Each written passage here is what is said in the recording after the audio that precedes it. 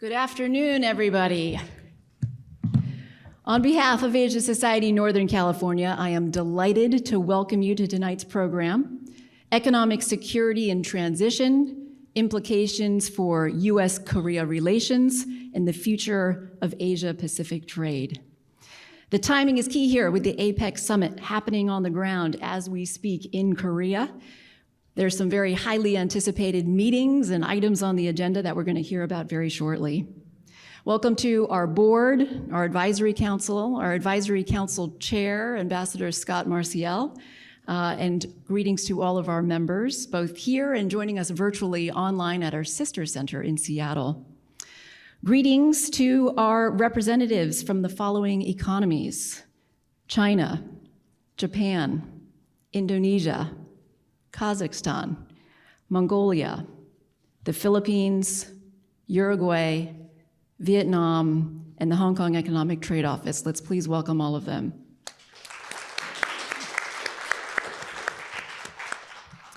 I'm Margaret Conley, the Executive Director of the Northern California and Seattle teams, and we're pleased to be hosting this discussion.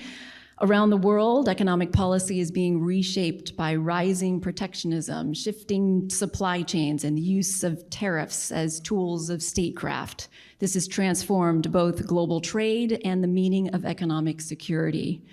For the Republic of Korea, these shifts bring both challenges and opportunities. It stands at the crossroads of economic dynamism and geopolitical complexity. This program is brought to us by the Consulate General of the Republic of Korea in San Francisco, and we thank them very much for partnering with us. It's especially fitting that our former Asia Society CEO, Dr. Kyung-Wha Kang, was recently appointed as Korea's ambassador to the United States, a testament to the strong U.S.-Korea partnership. And we're equally honored to welcome Consul General Jung-taek Lim, who has led the Korean consulate in San Francisco since January 2024. He brings over 3 decades of distinguished diplomatic service across the globe, and he joins us now, and I'd like to welcome Consul General Lim to the stage.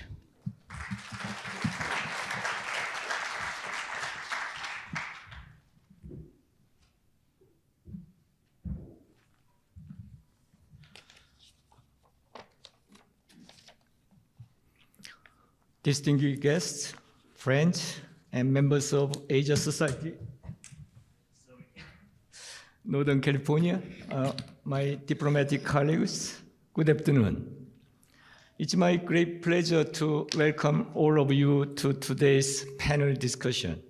First, I'd like to extend my sincere appreciation to our panelists, Professor Vinod Aggarwal and Professor Seungjoo and Mr. Glen Fukushima. I'd also like to thank the Asia Society, which has long been a trusted bridge between the United States and Asia, for their close partnership with Korean consulate. The discussion we are having today comes at a pivotal moment. We are witnessing economics and national security are deeply connected around the world.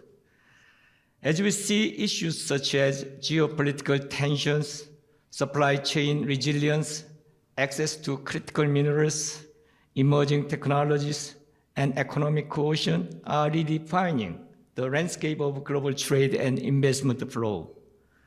Economic policies have become more instrumental and critical to achieve the national security goals.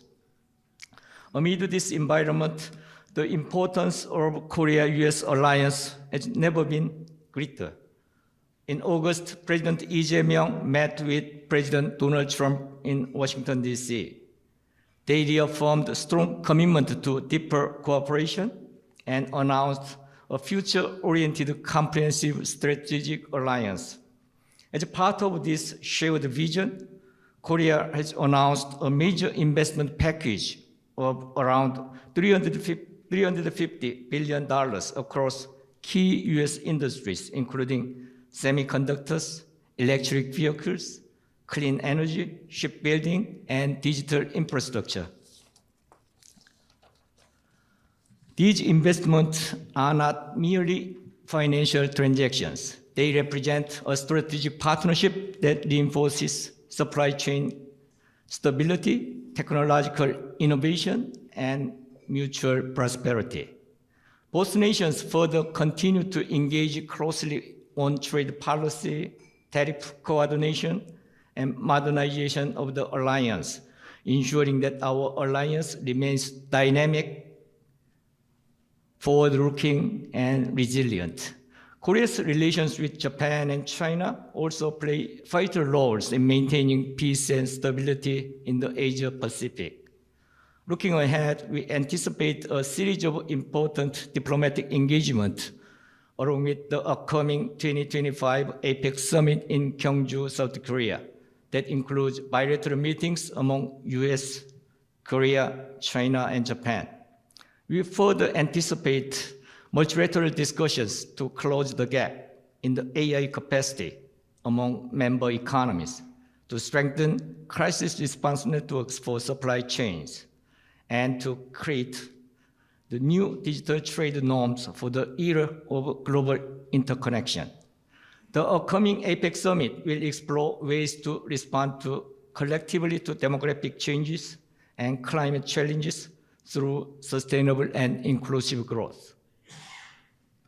The summit will also serve as timely opportunities for dialogue and coordination amid a world that is increasingly complex and interdependent. Today's panel discussion will help us to learn how policymakers and scholars and business leaders around the world are rethinking the best way to respond to challenges of this poly-crisis era. I hope today's exchange of ideas offers you valuable insights into how to build a more secure, cooperative, and prosperous future together. Once again, I'd like to thank the Asia Society for organizing this important event, and thank you all for your presence today. Thank you. 감사합니다.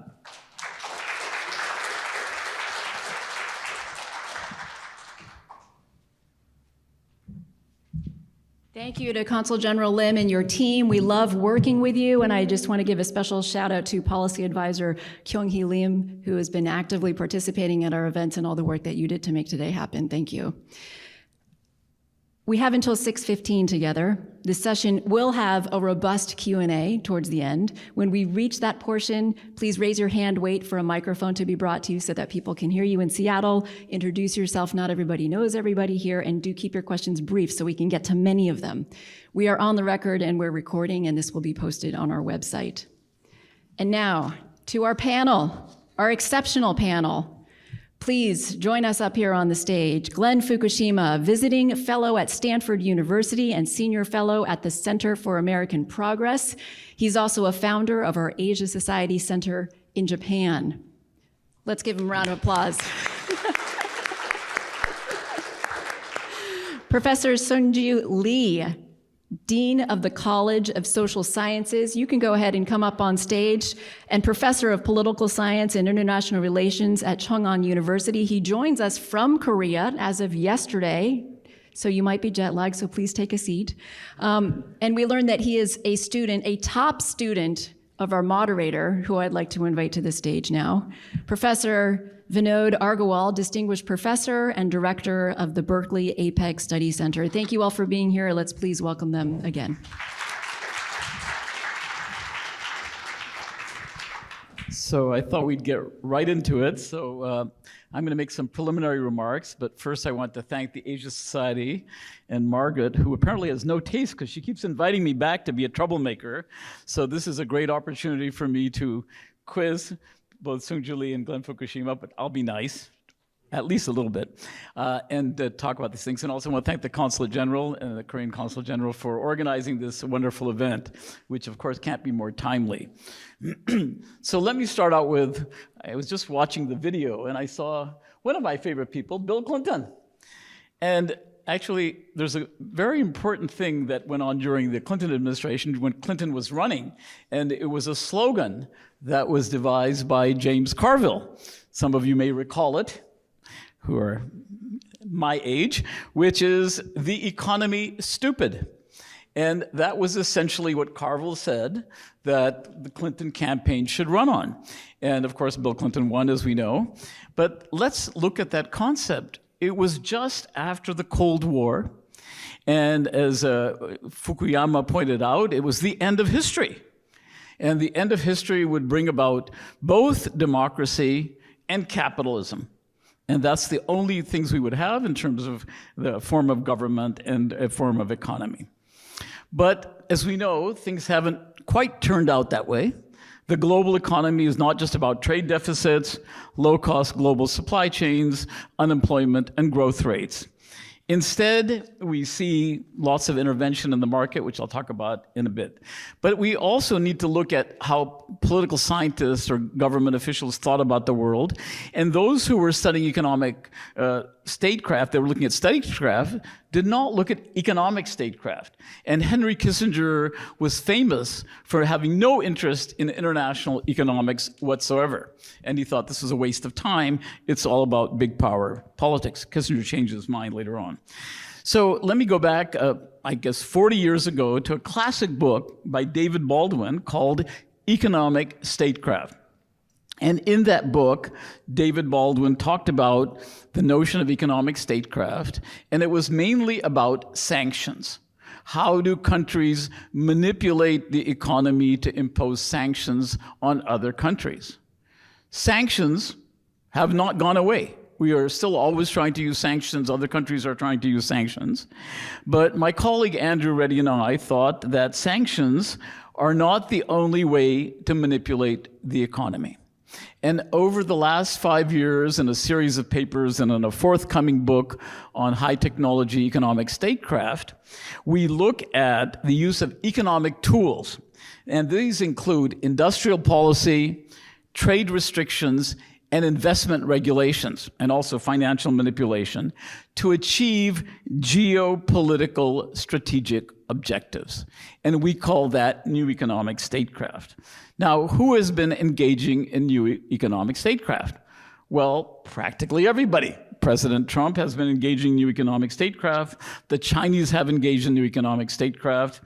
But we should not just think that new economic statecraft is about the United States and China, not just a superpower game. Why is that the case? Well, to give you one example, which is pretty prominent in Korea, is the 2017 THAAD case, Terminal High Altitude Area Defense case. And in response to the North Korean missile threat, the United States and South Korea agreed to install THAADs on land that was given by Lotte, the large Korean department store. Not surprisingly, the Chinese were not thrilled by having these missiles, even though they were supposed to be defensive missiles, near their border. Now, what happened after that? A classic case of economic statecraft. The Chinese government led a boycott of Lotte, discouraged tourism to Jeju. And I should say, I think Jeju is a wonderful place. This is my tourism tip for the day. You should all go to Jeju. And Korean investment suffered greatly. What was the impact? $7.55 billion loss to the tourism industry. Exports to China fell by 20%. And the boycott also negatively affected South Korea's stock market and currency, and damaged relations between China and South Korea for a considerable period of time. Now, I've just picked that example because we're thinking about Korea, but it's not just about Korea. Japan put pressure on Korea after a court ruling having to do with workers during forced labor in World War II. China has put pressure on Australia. And of course, the United States never met a country it didn't want to pressure, right, except Russia, and put pressure on Mexico, Canada, and many of our allies, including in Europe. So this is what we see going on in the world. It's not just a neoclassical economic world, and we just think about supply chains. So that brings us to our speakers. I'm not going to go on for too long, and I want to start with the first question. They're parallel, and the first question goes to Seungjoo Lee, which is, how has South Korea sought to maneuver, given the growing conflict involving new economic statecraft, between the United States and China. So South Korea is kind of caught between this, and what kinds of domestic policies has Korea used to compensate, and what kind of international policies have proven to be effective? Yeah, thanks, Vinny. Actually, in your opening remarks, actually, you said exactly what I was going to say. And before answering to your question, I will also briefly make opening remarks about South Korea's economic statecraft.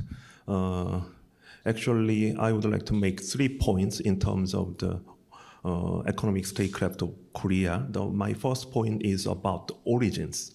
Actually, South Korea's economic statecraft is closely associated with what I call the triple vulnerabilities. The first one is that South Korea's trade dependence. Actually, as some of you may know, South Korea's trade dependence is over 90%, which is significantly higher than the world average or even the OECD members' average. And actually, such high trade dependence is one of the sources of vulnerabilities. Actually, particularly given that Korea is highly dependent on the external environment, actually more vulnerable to the volatility of the world economy, particularly as well as the proliferation of the protectionism in the world. And the second vulnerability is actually South Korea's trade is concentrated in a few number of countries, particularly China. Actually, dating back to the 5 years ago, actually South Korea's trade dependence on China was like around 25-26%, right? Though that was not that good because, like as Vinny correctly pointed out, that was one of the reasons why China actually employed the economic coercion against South Korea. And the third one is that actually, again, as many of you know, South Korea have a pretty strong and competitive export industries represented by the semiconductors, batteries, displays, and et cetera, et cetera. But at the same time, in those industries, actually, in order to export, Korean companies have to import as well, particularly intermediate goods, such as the parts, materials, parts, and equipment. Actually, the sources of strength exactly overlaps with the sources of vulnerabilities. That is the dilemma the current South Korean economy faces. So in that regard, actually, South Korea has to take care of those strategic vulnerabilities in terms of the designing and implementing the economic statecraft of South Korea. So getting back to your question about the maneuvering between the United States and China, actually for the last decade or two, I mean, during the previous governments of the Moon Jae-in and Yoon Suk-yeol, actually South Korea tried to test various ideas about how to managing the two most important bilateral relations, right? Actually, under the Moon Jae-in government, actually the Korea tried to promote the idea of the strategic ambiguity. Actually, at that time, there was a very well-known phrase in Korea: the economy with China, the security with the United States. That was the very gist of the strategic ambiguity pursued by the Moon Jae-in government. And then moving on to the Yoon Suk-yeol government, actually, Korea tried to shift from strategic ambiguity to strategic clarity in terms of the strengthening the bilateral alliance with the United States. Actually, at that time, again, well-known phrase was that security with the United States and the economy with the world. That was the kind of the one of the important aspect of the South Korea's economic statecraft. Now we have another new government, Lee Jae-myung government. Actually, the Lee Jae-myung government tries to make another shift away from the previous two governments to pursue the so-called strategic flexibility. Actually, one of his diplomatic initiative is that pragmatic diplomacy centered around the national interest, right? In that regard, actually, to some extent, the current Lee Jae-myung government tries to inherit some legacy of the previous Yoon Suk-yeol government in terms of the strengthening the bilateral alliance with the United States. But still, the Lee Jae-myung current government does not want to antagonize or isolate China. So managing the bilateral relationship with China under the framework of the robust Korea-US bilateral alliance would be the key to the understanding of the South Korea's economic statecraft externally. In terms of let me try to be brief, in terms of the domestic side of the South Korea's strategy in dealing with the US and China, actually, the Korean government, together with the private sector, tried to remove or reduce the vulnerabilities of the Korean economy. That's one of the reasons why the Korean government unveiled the plans of the so-called supply chain strategy, right? That has to do with like a promotion of the industrial policy by the Korean government. Actually, these days, a lot of scholars and experts talk about the return of the industrial policy in the 21st century, but at the same time, South Korea's industrial policy is a bit different from the industrial policies of the United States and the EU and even Japan. So in that regard, I think the supply chain strategy has taken the center stage of the South Korea's economic statecraft in the domestic arena. So let me stop here for your question.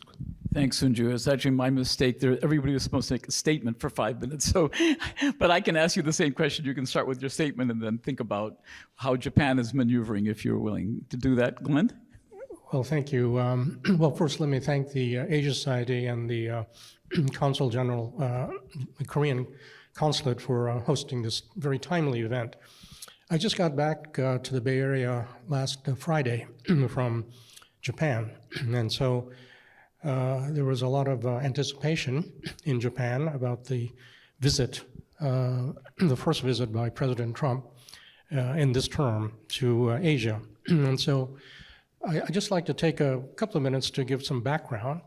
On Sunday, he went to Malaysia for the ASEAN summit and had an event to celebrate the treaty between Cambodia and Thailand, because President Trump is very eager to get the Nobel Peace Prize, so he wanted to make sure to get that done.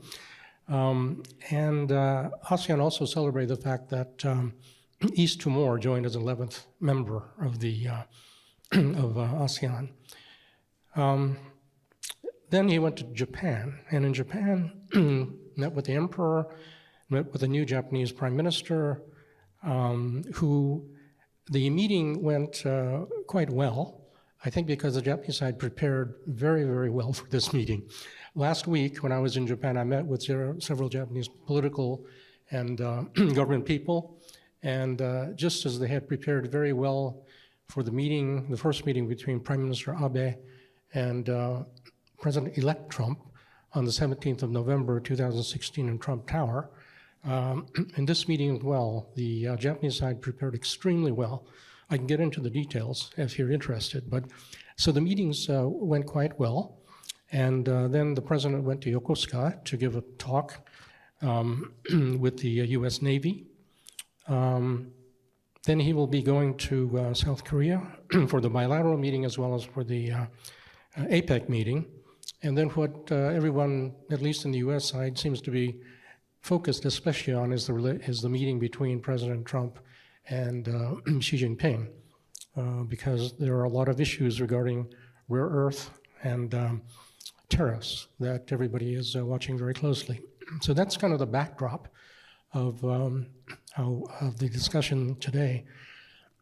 On this issue of economic statecraft, it's something that I've been quite interested in since the time that I was a graduate student at Harvard doing research on Japanese antitrust policy. And the fact that economic issues are so much more central in Japan and also in Asia, I think, compared to the United States until recently. I think in the United States, it was really the 1980s and into the 90s that economic issues on an international scale came to the forefront as being extremely important. And as Vinny mentioned, in the 1992 presidential election, Bill Clinton's slogan was, "It's the economy, stupid." And based on that notion, it was in 1993 that the Clinton administration created the National Economic Council. Until then, in 1947, the National Security Council had been created, but the National Security Council was basically dealing with the Soviet Union, disarmament, military security issues. Economic issues, when I was at USTR from 1985 to 1990, economic issues are really in the back seat. And I can go into that in detail if you're interested too. But it's really, I think, as a result of the economic competition with Japan, especially semiconductors, 1985 to 87, and then more recently with COVID and with China, that the United States has taken economic statecraft and industrial policy much more seriously than in the past. So I guess the last thing I would say as an opening is that I think economic statecraft, when scholars look at it, scholars tend to look at it as kind of on a macro level, the structural factors involved in economic statecraft. As a practitioner, someone who was in government for 5 years and then in business for 22 years, I think that the structural macro issues are very important to set the environment and the framework. But I also think that the micro statecraft is also extremely important. And just as in business school we learned about strategy, when you're in a company, unless you can implement the strategy, it doesn't make any sense. It doesn't matter that you have a great strategy unless you can implement it. Some people have said strategy is implementation. And I think that in the trip that President Trump made to Japan this time around, the Japanese side did a great deal of preparation, and they were very successful, especially on the micro side of the statecraft. On the macro side, we have a lot of questions still remaining about this $550 billion investment that we don't really know for sure about. Or even with South Korea, I think the $350 billion investment, we're not really absolutely clear about. Maybe we'll get some clarification in the next couple of days. But so I myself, as I say, think that the macro is important, but the micro also needs attention. Thank you. Thank you, Glenn. So maybe I could ask you to elaborate more. I mean, I thought it was a nice background, but maybe what is Japan specifically doing about this pressure between U.S. and China? I mean, we understand, of course, President Trump putting pressure on Japan, but in terms of maneuvering, what domestic coping policies have they pursued, and what kind of international strategies, such as trying to build relations with ASEAN or Europe, things like that, to diversify their export base? Sure. I think I would say since 2016, Japan has gradually considered the real necessity to diversify. Japan has been so dependent on the United States economically, militarily, since the end of World War II. And actually, when I was working for Airbus, the European aircraft manufacturer, between 2005 and 2012 in Japan, I was really struck by just how dependent Japan was on the United States at the expense of other countries. But I think since 2016, with perceived unreliability of the United States, Japan has become much more assertive, much more active in trying to diversify, especially with Southeast Asia and with Europe. I think that the attention given to Europe and to NATO, especially with Ukraine, but even before that, is quite in the next generation interceptor. For instance, Japan is working with Italy and Britain, which would have been unthinkable probably 20 years ago when I was working for Airbus. And it was so difficult to get the Japanese to pay more attention to Europe. So clearly there's diversification going on. Also, I think there's a real attempt by Japan to, in the case of Trump, they realize that, again, Trump is less driven by policy and more by personalities and personal interests. And I think the Japanese, under the Abe government, and to some extent Suga and Kishida, but especially in the new Takaichi government, they will be very much focused on that, because it's the Western media, I think, has not sufficiently paid attention to the fact that Ms. Takaichi has become the first female prime minister of Japan, not necessarily because of her political strength. Clearly, she has been able to overcome all the barriers that confront women in Japan. But in the last election for the presidency of the LDP, there were 5 contenders. The betting was, until just a few days before the election, that Mr. Koizumi, Shinjiro Koizumi, would win the election. However, there was a runoff election. Takaichi and Koizumi got the most number of votes, but no one got the majority. So they had to have a runoff.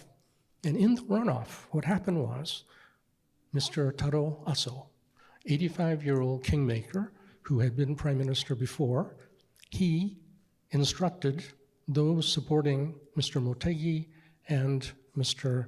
Kobayashi, 2 of the other contenders, to support Ms. Takaichi. And that's how she was able to become prime minister, contrary to many people's expectations.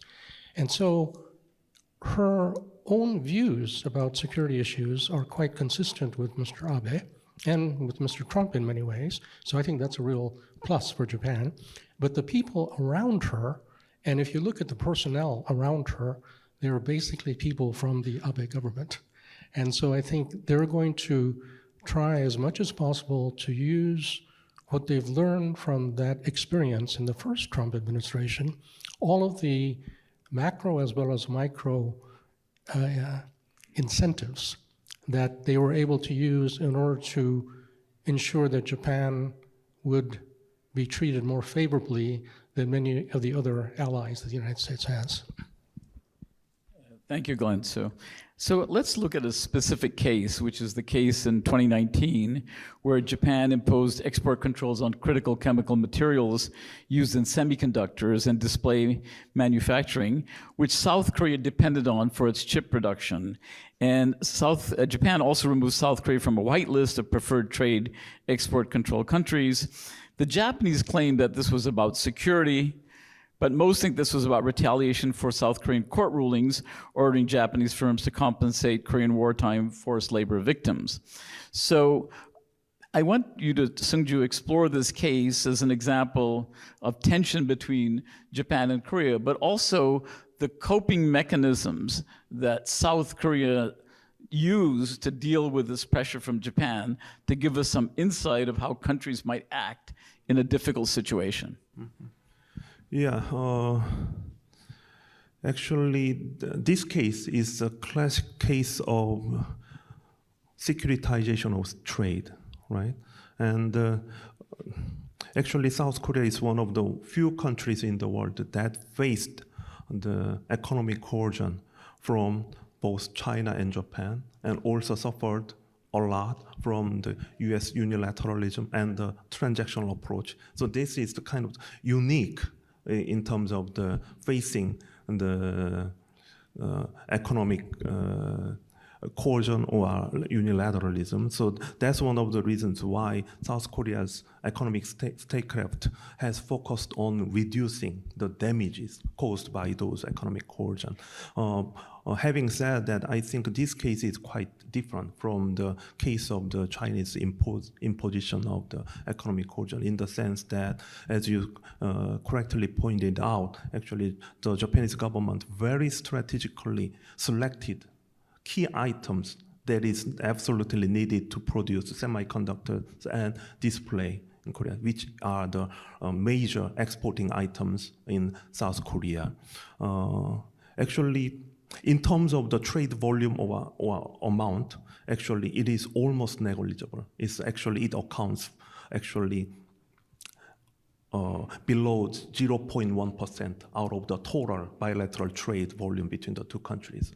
So, nonetheless, the Japanese government chose these items because they believe that they can deliver them, or they can maximize the damage to the Korean economy while minimizing or managing effectively the damage to the Japanese economy. at the same time. So that is the kind of the strategic calculation on the part of the Japanese government. But at the same time, in terms of the response from the Korean government is that actually there are multiple ways of dealing with that kind of problems.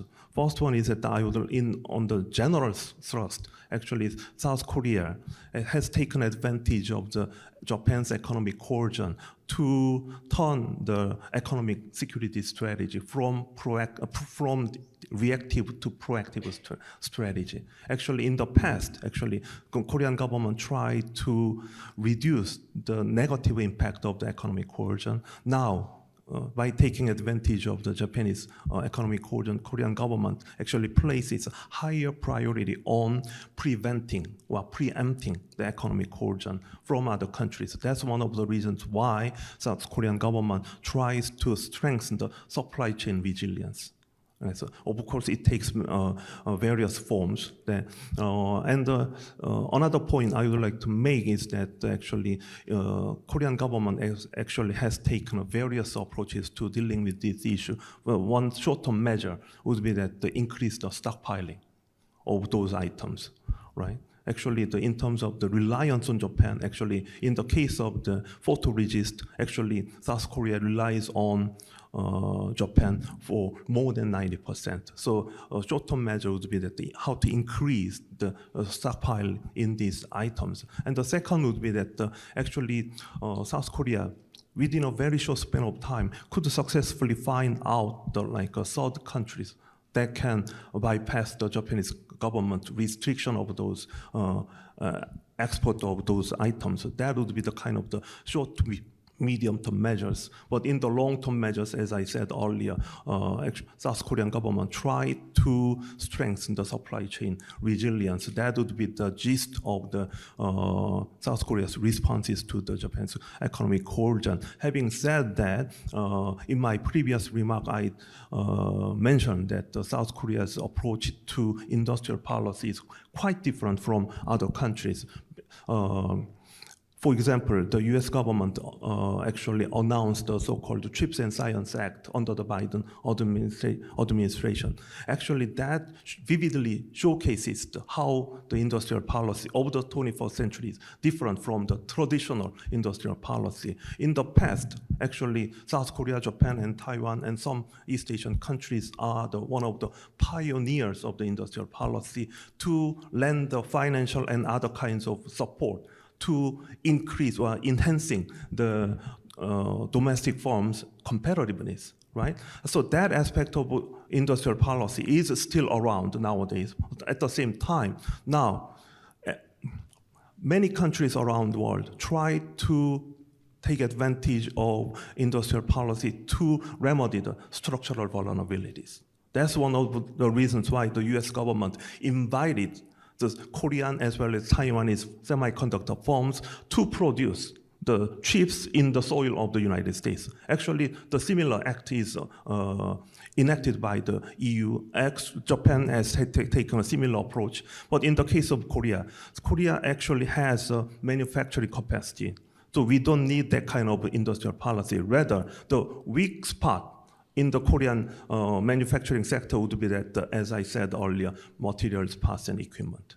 So the focus was on those aspects of the industrial policy. And also, another thing I would like to highlight is that actually, in my previous point, actually, I told you that the South Korean government successfully found out the third countries that can bypass the Japanese restrictions. How would that be possible? Actually, it is not the South Korean government, but the Japanese companies that found those rerouting of the export items, right? So some analysts or scholars argue that this is a classic example of the weaponized interdependence. But what I see is that this is the case of the paradox of weaponized interdependence. If we look at the state behavior, actually between the two countries, definitely South Korea is dependent on Japan in this area. But if we look at the corporate level, actually Japanese companies actually relies on South Korea. such as Samsung and SK Hynix. They are the big customers to the Japanese materials producing companies. Actually, those companies actually very actively found a way to bypass their own government's export restrictions, right? And in the short-term measures, rerouting the export items, and the medium to long-term measures, actually, many of those material companies in Japan try to invest in Korea to produce those materials in Korea, right? So that would be the kind of the hidden side of the economic coercion from Japan. Thank you. Glen, as a longtime analyst of Japan, I'm going to ask you a tough question. What was Japan thinking that led them to do this? Japan and Korea have had tense relations for many years over, comfort women and other issues, island disputes. Why did they suddenly decide to restrict key materials for semiconductors in 2019? Could you take us back and explain it a little bit? Well, I don't recall all the details, but it is very true that there have been many ups and downs in the South Korea-Japan relationship.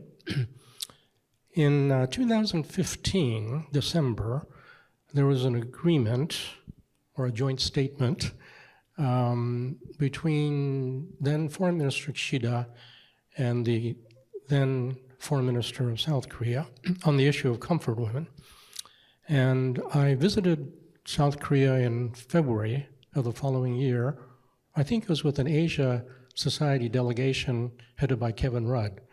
And before going to South Korea, I dropped by Japan, met with several Japanese who were involved in South Korea, relations with South Korea. They were very, very positive and optimistic. When I arrived in South Korea, I found that there was more mixed reviews in South Korea. But in any case, there have been many ups and downs. My observation is that the Trump administration, the first Trump administration, was not very focused, didn't really care very much about the growing tensions between South Korea and Japan over these issues of history. And I specifically remember being in Tokyo, I think it was 2018 or 19, when there was a delegation of American members of Congress. There were 4 Democrats and 3 Republicans, members of Congress who were visiting Japan to have a conference with their Japanese counterparts in the Japanese Diet Parliament. And then they were going to go to South Korea to meet with their counterparts in South Korea. They knew that I was visiting Japan. They asked to meet with me at the Hotel Okura, which I did. And we had dinner, and they said, what is your suggestion about what we should be doing? And I said, well, because the administration, the Trump administration, doesn't seem to be very focused on this, I think you, as members of the legislature, should convey a very clear message to the Japanese legislators and the South Korean legislators how important it is for Japan and South Korea to work together and for the 3 countries to work together economically, politically, in terms of security. So what they told me was, they said, yeah, we think so too, but we dropped by the State Department on our way to Japan, and we were told by the State Department, if South Korea and Japan want to fight it out, let them fight it out. Not our problem. And then they said they went to the U.S. Embassy in Tokyo, and they were told the same thing. And what I observed over the next several months was the Trump people really were not paying much attention, which meant that the political people in Japan, I don't think not necessarily the METI people. Actually, the METI people were very, very reluctant on this issue of sanctions about South Korea. But it was the political people, in particular Abe and his people, who, because of their simmering problems over history, and also there was a radar issue with the Navy, and there were a number of compounding issues, the court cases that had come out about prisoners of war. There was like 5 or 6 different, a series of issues where the Japanese government was getting really upset, in part because, in their view, in the view of some of the people in the Abe administration, there had been an agreement reached, they thought, but then with the change of government in South Korea, the South Korean government said, well, we're not necessarily going to abide by that agreement. So from the Japanese point of view, the South Koreans were moving the goalpost, and so they were getting increasingly frustrated. So it was increasing frustration with South Korea, coupled with the fact that the U.S. was not paying attention. And then, so that allowed the Japanese political forces on the right to do what they wanted to do. I still remember, finally, it was when South Korea threatened to withdraw from GSOMIA, the intelligence sharing agreement between Japan and South Korea. At that point, finally, Randy Schreiber, who was then the Assistant Secretary of Defense, gave a talk at CSIS in Washington saying, hold on, folks, hold on. we really don't want South Korea to pull out of GSOMIA because we think, South Korea and Japan should work together.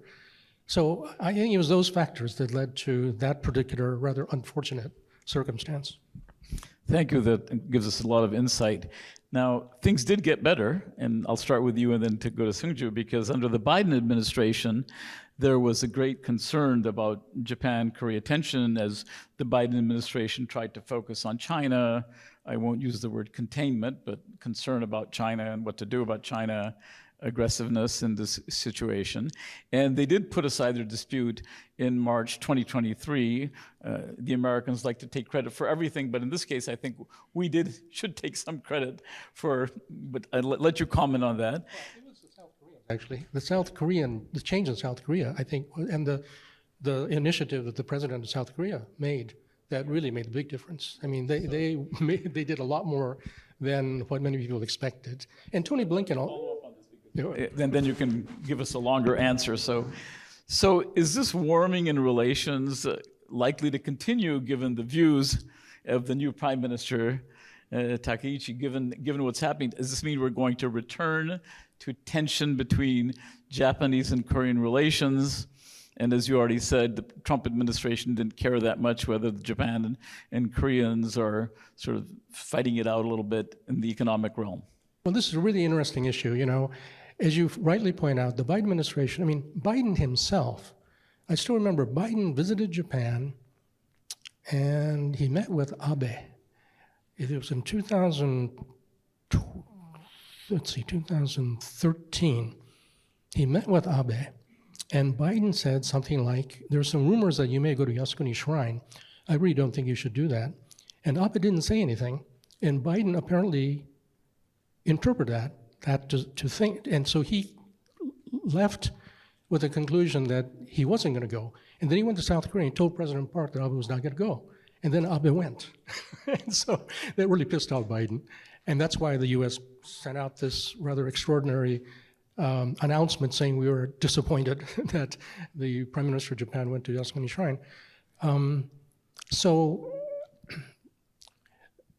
the Biden administration really tried hard, especially Tony Blinken. He had a personal interest in trying to make sure that South Korea and Japan would work more closely together. So I think, Biden, Tony Blinken, Jake Sullivan, Kurt Campbell, they all worked hard, and they had the Camp David meeting. And I think the U.S. did play an important role, but I think the South Koreans were the ones who really took the initiative on that. And so now, with Ms. Takaichi, it's interesting because when she was running before, not this time, but when she was running before to be president of the LDP, she said that she was going to go to Yasukuni Shrine. She was the only one of the 9 candidates who said that she was going to go to Yasukuni Shrine at that time.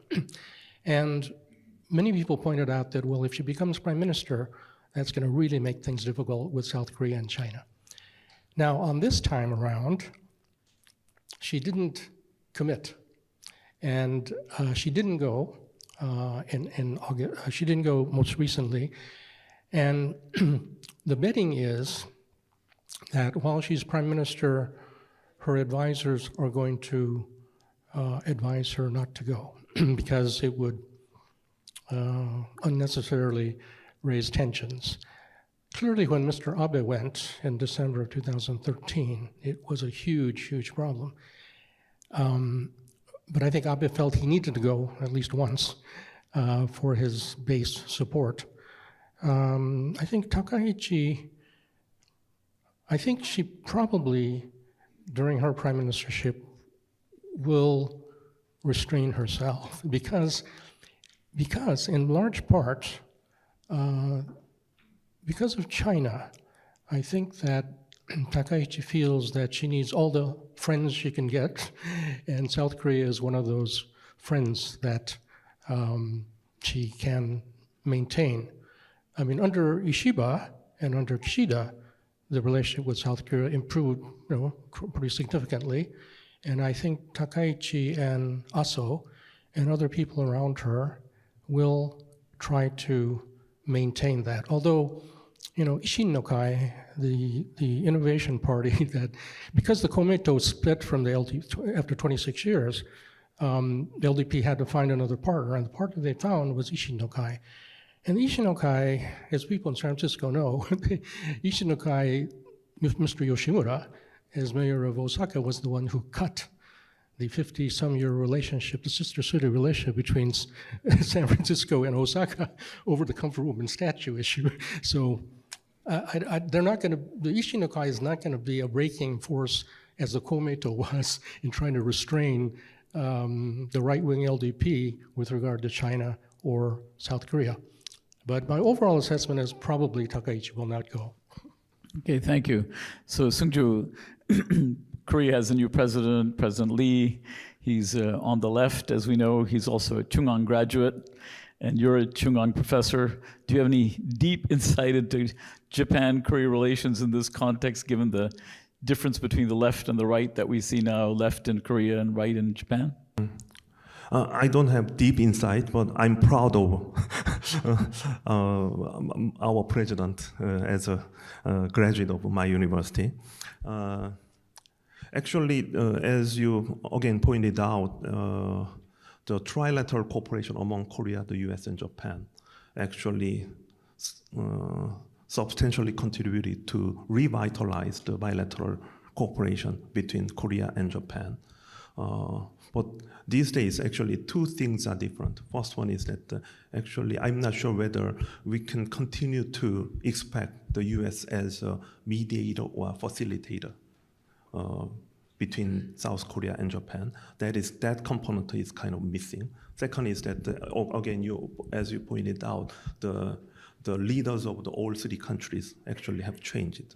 So it remains to be seen whether or not the three leaders could build up the chemistry and the trust among themselves, particularly the leaders of the Korea and the Japan. That is the very important issue. Actually, under the previous government, actually the chemistry between the leaders actually significantly mattered, particularly between the President Yoon and the Prime Minister Kishida.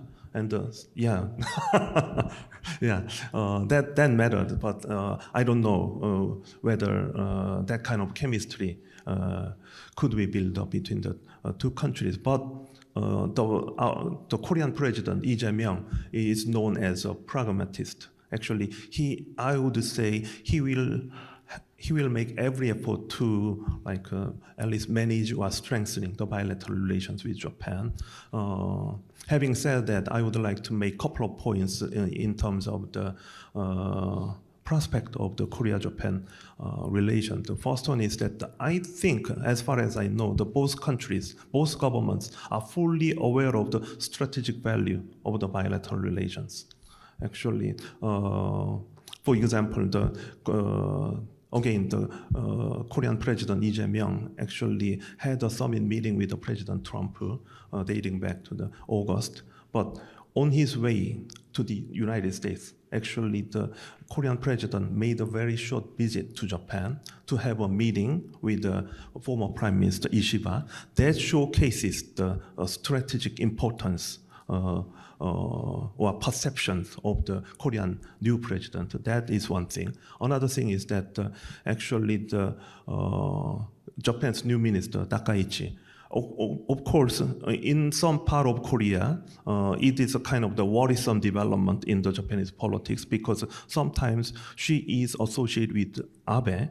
Actually, sometimes she is called the second Abe, and in some part of the Korean politicians and the political parties are very much concerned about the likelihood of the whole government to inherit the foreign policy stance of the Abe government. That is the worrisome part of the development. But at the same time, actually, the Prime Minister Takaichi already paid attention to the strategic importance of the bilateral relations when she says that actually Korea is an important neighbor.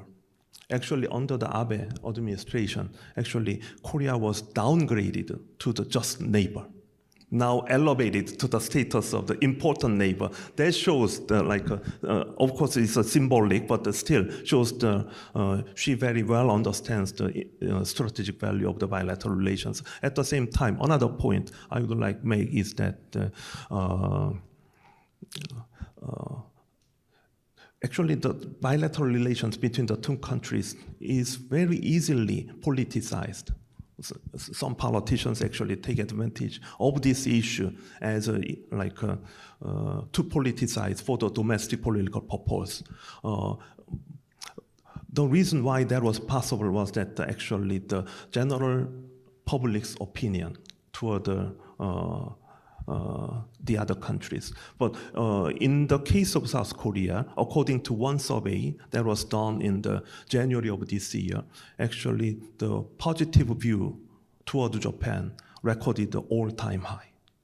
So in that regard, the Korean government is much better positioned to cultivate the bilateral relations with Japan with the support of the Korean general public. Okay, thank you. Well, we have 5 minutes left, so maybe we'll keep our answers short if you don't mind. So the United States under President Trump has pursued an aggressive bilateral approach to trade negotiations, political relations in general. He has targeted both Japan with tariffs, and they made a deal, 15% tariffs, and Korea still has 25% tariffs. And of course, from a corporate strategy perspective, that's pretty important because the Korean automakers are not very happy with 25% tariffs.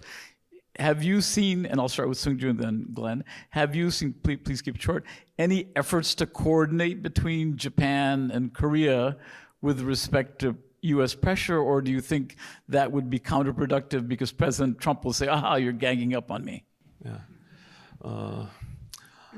I don't know how to keep it short, but yeah, but I will try. Actually, thus far, as far as I know, again, there was no close coordination between the two governments. But I do believe that the both governments should draw some lessons from the tariff negotiation with the United States. Actually, it is well known that President Trump has a strong preference for bilateralism in terms of his approach to trade tariff negotiation. Then, actually, I would define his approach to tariff negotiation as a sequential bilateralism.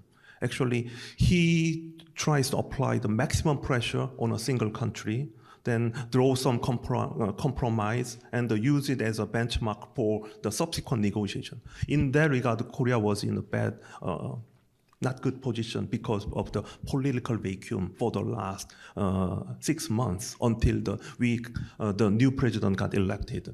But one thing I would like to highlight is that actually under the Trump administration, nothing should be taken for granted. Right?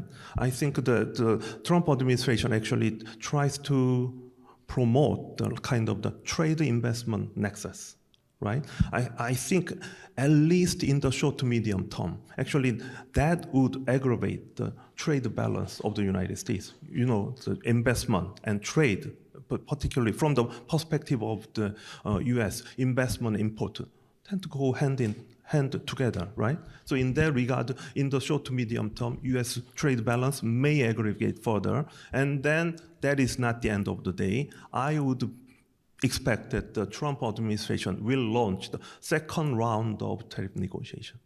So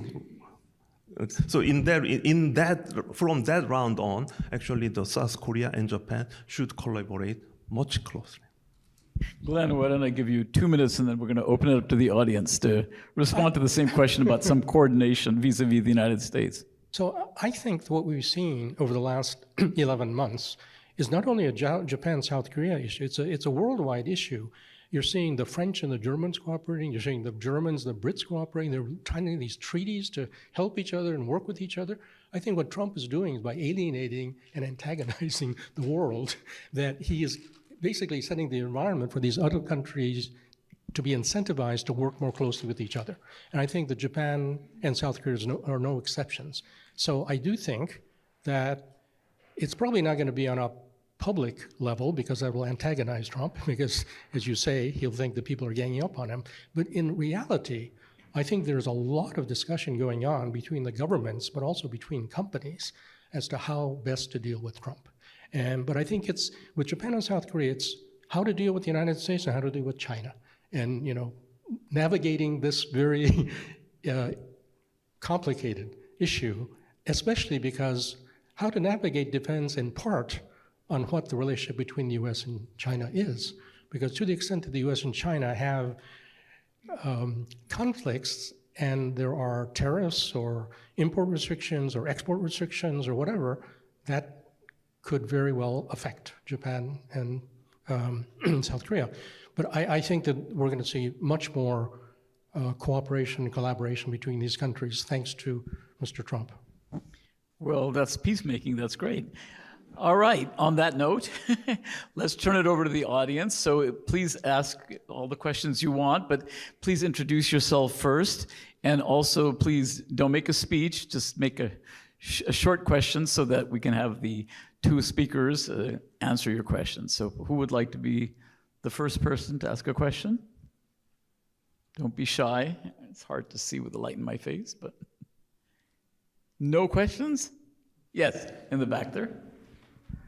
Hello, I'm Maria Ortuoste, Professor of Political Science from Cal State East Bay. So you talked about all of these tensions and unpredictability, and you started talking about the opportunities of coordinating. Are there other economic or political opportunities that you see even within this chaos that we're experiencing? Glen, why don't you take it first, and then Seungjoo. So you're talking about opportunities between the United States and Japan or the United States and Korea? And if that's... in the region, Korea and Japan. Oh, Korea and Japan. Well, I think that one of the areas that the Trump administration is very interested in shipbuilding. And shipbuilding is an area where the US is, I think, 0.8% of world manufacturing of ships. And China is something like 60%, and South Korea is like 35%, Japan is like 25%. So I think shipbuilding may be an area where Japan and South Korea can collaborate, not only in shipbuilding, but on ship repair, that the US is very interested in, because the US is so far behind in the shipbuilding area. Another might be, semiconductors. Supply chain for semiconductors is so complicated and so big. There are elements within that supply chain where I would think that South Korea and Japan could find more ways of collaboration. And I think one area that's really interesting, which I'm going to be interested to see, is defense technology, because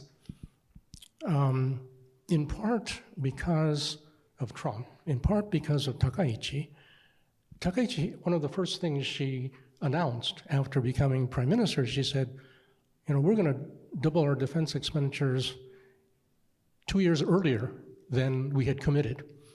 And her rationale was that because of the threatening international environment, especially China and North Korea, and Japan is, for a whole variety of reasons, very, very far behind in defense technology. And South Korea is much more ahead of Japan. And there's an area where I think maybe Japan and South Korea could cooperate on defense technology. So, please. I think I have 3 areas of cooperation between the two countries. One is that semiconductor. Actually, Samsung Electronics established the R&D center in Yokohama in Japan. Actually, that shows the very beginning of the semiconductor cooperation between the two countries, because the two countries are located within the different stage of the value chain of the semiconductor industry. That is one. Second is that the infrastructure development, particularly overseas, right? Actually, Japanese government gave up the idea of the all Japan strategy, to turn into the core Japan strategy. That leaves the substantial room for cooperation between the two countries, particularly given that there are huge demand for infrastructure building all over the world. That is the second area. And for the last 3 to 4 years, the both governments have held the so-called economic security dialogue, where the business leaders participate. Actually, in that dialogue,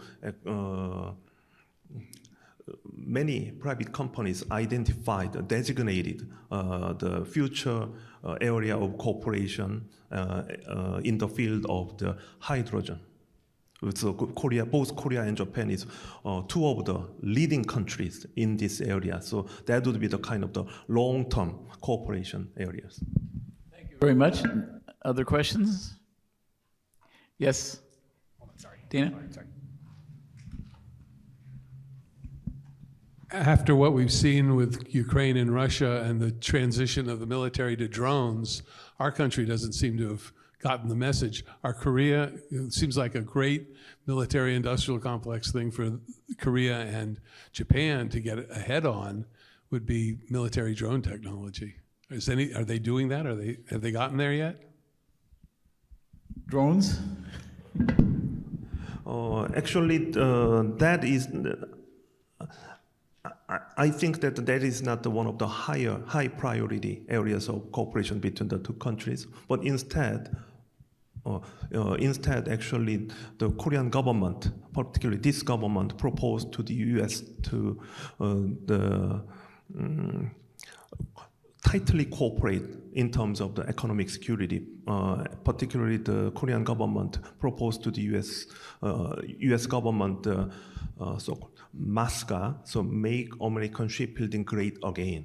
So that is one of the symbol of the economic security cooperation between the countries. Actually, of course, it will start with the MRO, maintenance, repair, and overhaul, and then gradually turn into the major cooperation from the like a co-production and the co-maintenance kind of scheme. That is one of the promising areas of cooperation between the two countries. It's the last generation of technology. Mm-hmm. The Ukrainian war has shown that that's a technology that won't work. Mm-hmm.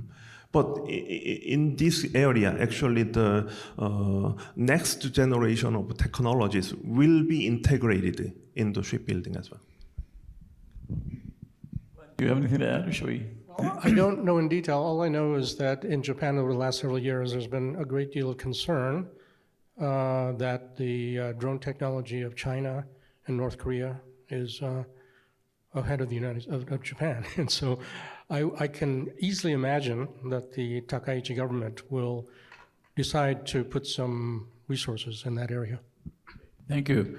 Other questions? Yes, in the back there.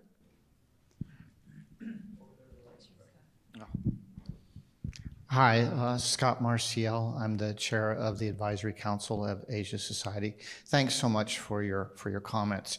I'm wondering, for both Korea and Japan, the impact of the U.S. imposition of significant tariffs.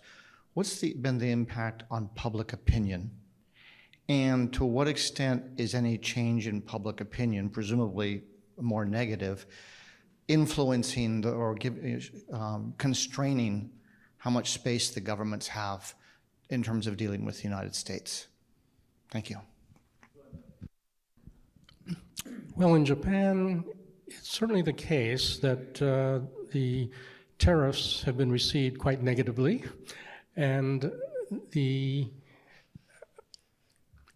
think the view of Mr. Trump in the first term was, I would say, generally negative. I think in the 2020 election, I remember public opinion polls showed that in 2020 Biden was favored quite significantly over re-election of Trump among the general public. Among the elite in Japan, there were some in the elite in Japan who favored Trump, mainly because they felt he would be tough on China. And they were afraid that Biden would be weak on China, which actually turned out not necessarily to be the case. But the view since the inauguration this time, certainly of the US generally, of democracy in the United States generally. I mean, I go to Japan about every 6 to 8 weeks. Every time I go, my Japanese friends tell me, is the US okay? I mean, many of the questions I receive are questions like, now you're supposed to be the leading democracy of the world. How is it that you could elect as president this person who's a convicted felon, who lies all the time, who creates all these enemies around the world? How could you possibly have elected him? Those are the kind of questions I receive. Now, I think at the same time, the Japanese are very realistic in knowing that they are very dependent on the United States, economically, politically, militarily, in every respect. And so they're going to do everything they can, being very pragmatic people, to deal with the cards they're dealt. And now the card they're dealt is the Trump administration. So they're doing everything they can to soothe him, to please him, to flatter him, to give him 6 golden golf balls, because he knows he loves golf. He has an obsession with golf. They gave him a putter that Prime Minister Abe used in his last golf game with President Trump. They gave him a golf bag signed by a leading Japanese pro golfer. Prime Minister Takeichi has, although they will not publicly acknowledge it, nominated the president for the Nobel Peace Prize. So they're doing everything they can to satisfy Trump. But the general view of the United States is definitely much more negative than it was in January, and that is kind of the background of this diversification that we talked about before. I think many people in Japan believe that they cannot rely any longer only on the United States. I mean, they should have realized that earlier, but and the trend actually has started, I think, especially since 2016. But it's clearly the reputation of the United States has suffered significantly. I think, 5 minutes left. I think there are mixed views about the U.S. imposition of tariffs. Actually, in the beginning of the negotiation, there was a kind of the positive expectation. Although the chances were slim at that time, the Korean government, together with the general public, actually expected that South Korea may be able to exempt from the tariff imposition, particularly given that Korea has FTA with the United States. So in that regard, South Korea would be much better positioned in the U.S. market to compete against other countries. That was the kind of the views formed in the very beginning stage of the tariff negotiation, but that turned out to be totally wrong. And then the Korean people tend to pursue the kind of the second best option. As I said earlier, actually South Korea was a bit late in launching the negotiation with the US because of the domestic political problems. So already the EU and Japan secured the 15% of reciprocal tariffs.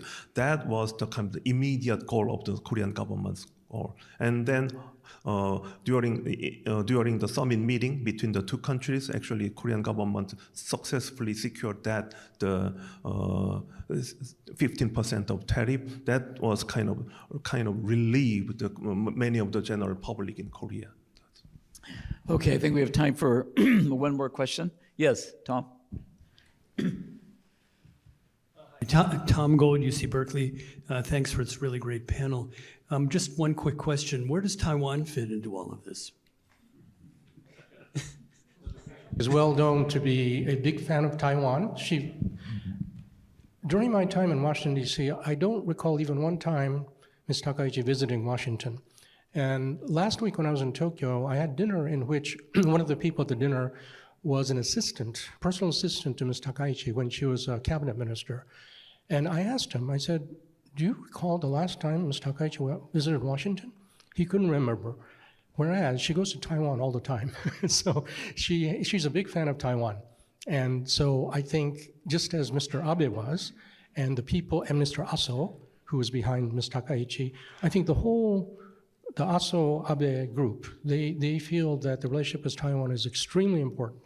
And so they're, I think, going to do as much as they can to strengthen relations between Japan and Taiwan. Seungjoo, quick answer. Yeah, quick. Yeah. So under time pressure, actually, in Korea, we don't talk much about cooperation with Taiwan because, like, the two countries are considered in the intense competition in major industries, particularly in the semiconductor.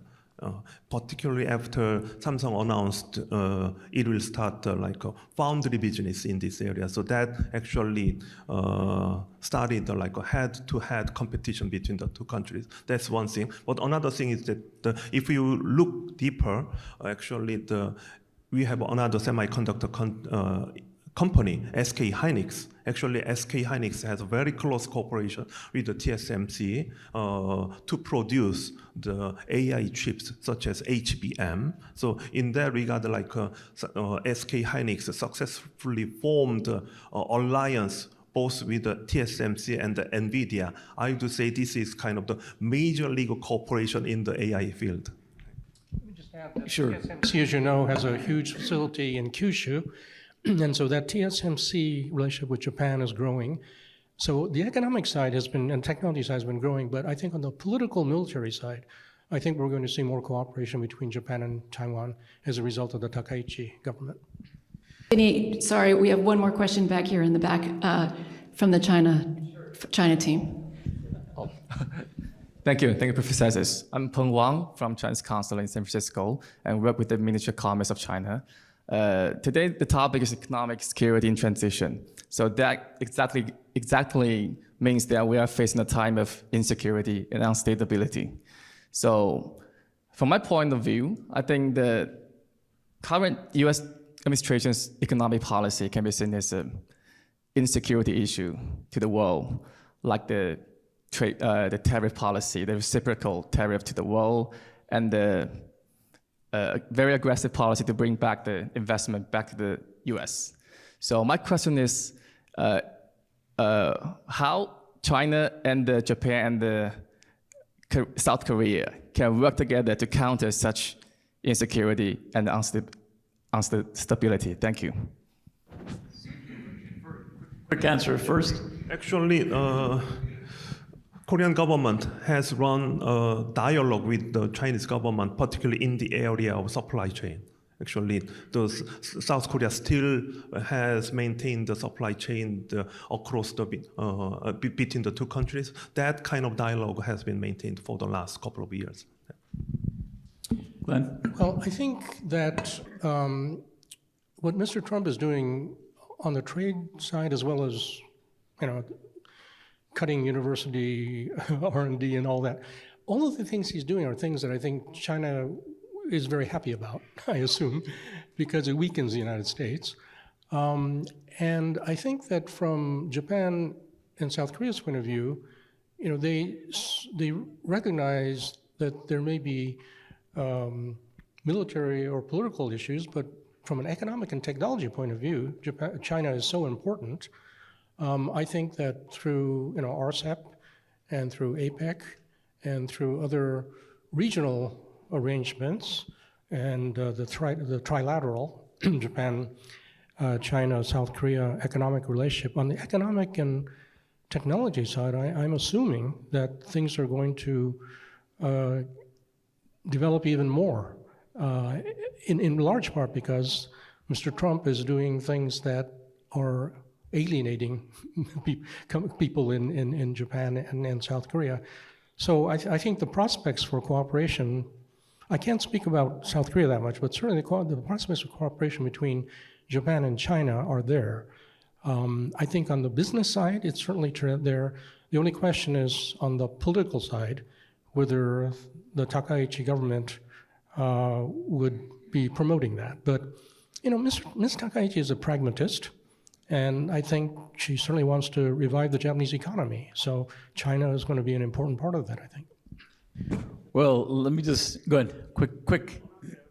Between the two countries that are like a battery industry.